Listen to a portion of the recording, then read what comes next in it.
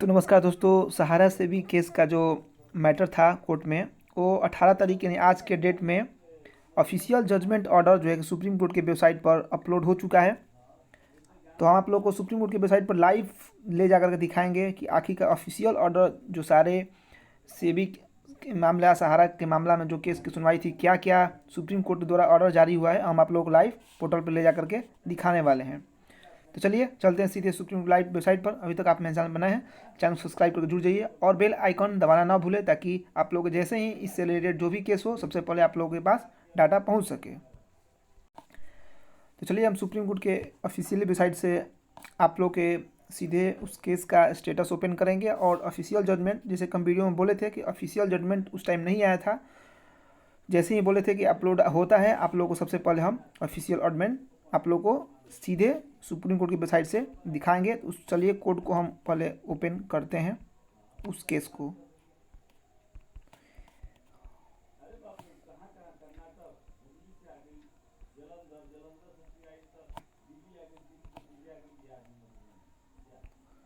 तो चलिए इस केस का ऑफिशियल ऑर्डर देखते हैं। आप लोग जैसे कि देख रहे होंगे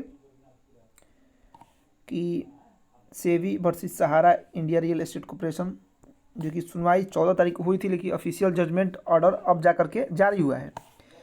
जजमेंट ऑर्डर दिखाने से पहले आप लोग जैसे कि जानते ही होंगे 14 तारीख को सुनवाई हुई थी और इस केस की अभी टोटली सुनवाई कंप्लीट नहीं हुआ है। जो सुनवाई हुआ है उसका ऑफिशियल ऑर्डर जारी हुआ है, आप लोगों को दिखाएंगे।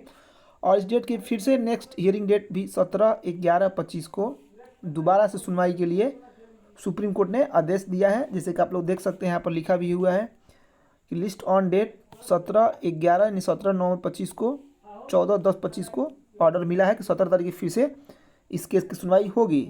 अब चलिए, जो 14 तारीख की सुनवाई हुई थी उसका केस का जजमेंट ऑर्डर ऑफिशियली यहाँ पर अपलोड हो चुका है, आप लोग को हम दिखा देते हैं। इसके बाद हम आप लोग को डाउनलोड करेंगे। 14/10/25 को जो सुनवाई हुई थी वो आज 18 तारीख की डेट में अपलोड हुआ है। चलिए इसको हम PDF के रूप में ओपन कर लेते हैं। तो चलिए ऑफिशियली जजमेंट ऑर्डर को हम हिंदी में ट्रांसलेट कर लिए हैं।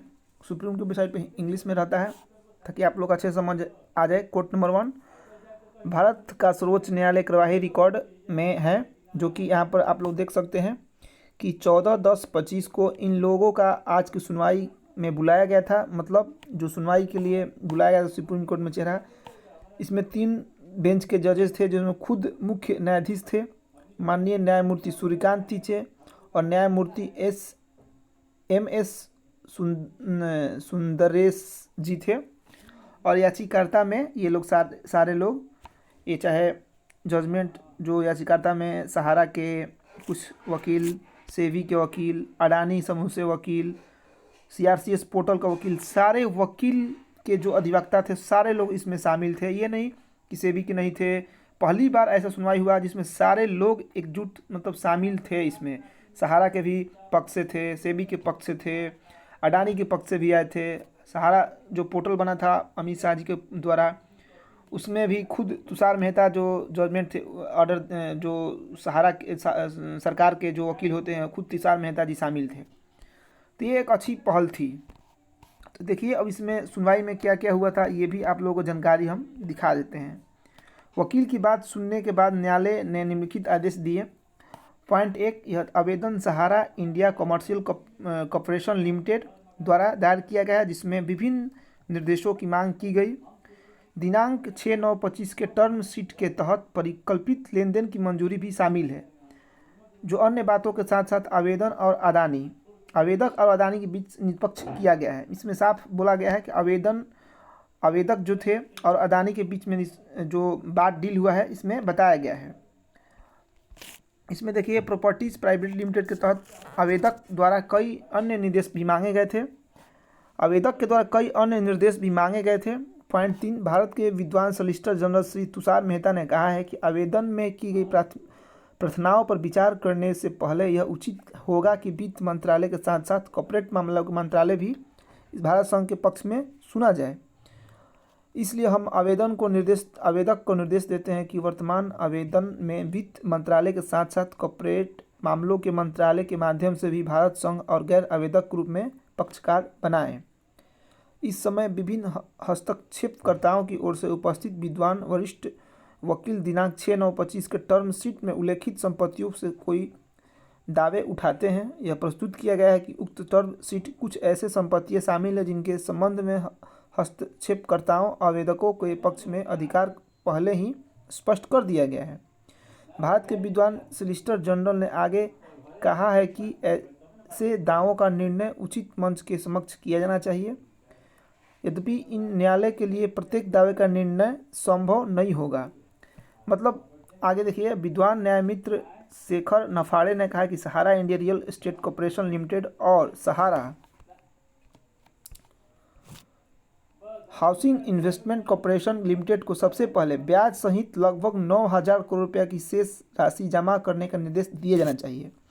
देखिए, मामला 9,000 करोड़ बहुत पहले सुनवाई हुआ था सहारा से भी फरवरी मार्च के ही महीने में। तो इसमें बोला गया कि भाई नफाड़े जो सेबी के वकील थे उन्होंने साफ सुथरी बात में बोल दिया गया कि पहले कुछ भी लेन देन हो, अडानी डील हो, उसको पहले सहारा को सुप्रीम कोर्ट को आदेश देना चाहिए कि जो 9,000 करोड़ बकाया है, जो 25,000 करोड़ में 16,000 करोड़ रुपये ही सहारा ने जमा किया था, 9,000 करोड़ नहीं जमा किया था। इसके बाद जो पैसा बिकेगा वो सहारा से भी पक्ष में जाएगा। ये एक अच्छी सेबी का अच्छा पहल है कि भाई कुछ भी हो पहले 9,000 करोड़ जमा करा दे, 25,000 करोड़ पूरा हो जाए, इसके बाद जो भी डील होगा उस पर सोचा जाएगा।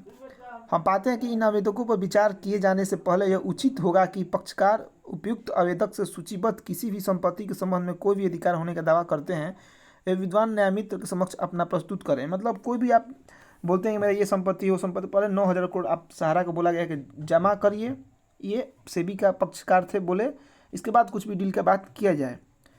इस मामले को ध्यान रखते हुए हम विद्वान न्यायमित्र से अनुरोध करते हैं कि वे एक सहायक वकील को नामित करें जो उक्त जानकारी को चार्ट में संकलित करेगा, जिसमें एक वे संपत्तियों कहाँ जहाँ कोई विवाद ना हो, ऐसा संपत्ति बताए जहाँ कोई विवादित ना हो, वे संपत्ति जहाँ अधिकार स्पष्ट हो गए हैं कि वे संपत्तियाँ संदेह से, मतलब कोई भी संपत्ति पर उसका कोई तरह का इलीगल ना हो, मतलब सारे अच्छे से संपत्ति हो, उस संपत्ति को ही एक लिस्ट बनाकर दे दिया जाए। सहारा इंडिया कमर्शियल कोऑपरेटिव लिमिटेड भी विद्वान न्यायमित्र के समक्ष इनपुट प्रस्तुत करने का हकदार होगा। इसके अतिरिक्त हम भारत संघ विद्वान न्यायमित्र तथा भारतीय प्रतिभूति एवं विनिमय बोर्ड सेबी से अनुरोध करते हैं कि वे आवेदक की में प्रतिमागाओं पर प्रतिक्रिया दें। ये सुप्रीम कोर्ट के जजमेंट ऑर्डर है कि सेबी से भी अनुरोध किया जाएगा कि अपना प्रतिक्रिया देंगे। पहले सहारा को सारी एक लिस्ट बनाकर दिया जाए कि आपका कौन विवादित है, कौन विवादित नहीं है, क्या है, सारी एक लिस्ट बनाकर दिया जाए। जहाँ तक कि कर्मचारियों को दावों से संबंधित आवेदनों संख्या इतना और इतना का संबंध है, हमारा सहारा इंडिया कमर्शियल कॉर्पोरेशन लिमिटेड को निर्देश देते हैं कि उनके दावों का जांच करेगा और अगली तारीख पर अपना जवाब रिकॉर्ड रखेगा। और बोला गया है कि 17 नवंबर 25 को सूचीबद्ध करें। मतलब 17 तारीख को फिर से जो अडानी डील वाला मामला है उसमें सेबी के कहने पर सुप्रीम कोर्ट ने दिया है कि आप जो 88 डील या अन्य जो भी आपकी संपत्ति है उसको एक लिस्ट बना के दे। ऐसे नहीं कि आप आके बोल दें कि मेरा 88 संपत्ति है, इतना करोड़ है, वो नहीं। आप एक लिस्ट बनाएं और उस लिस्ट में कहाँ कहाँ की संपत्ति कैसा है, कितना रुपये सारा, एक ऑफिशियल एक बंद लिफाफा में आप एक लिस्ट को सौंपें। इसके बाद सेबी भी इस पर देखेगी, सुप्रीम कोर्ट भी देखेगा, सारे जाँच की जाएगी। इसके बाद 17 तारीख की अडानी डील वाला फाइनल होगा और वो पैसा जो भी होगा वो सहारा सेबी के बैंक अकाउंट में जमा होगा। आवेदन के विद्वान अधिवक्ता इस आवेदन को वापस लेने की अनुमति चाहते हैं, अनुमति प्रदान की जाती है, अतः आवेदन वापस लिया गया मानकर निपटारा किया जाता है। मतलब निपटारा करने के लिए सारे ये सब जो भी डील हुआ था 88 वो बोला गया कि आप एक बार सारी चीज़ को स्पष्टीकरण करें और 17 तारीख को फिर से सूचित किया जाएगा। इस आवेदन को आईए संख्या इतना के साथ 17/11/25 को सूचीबद्ध करना है, इसमें बोला गया है।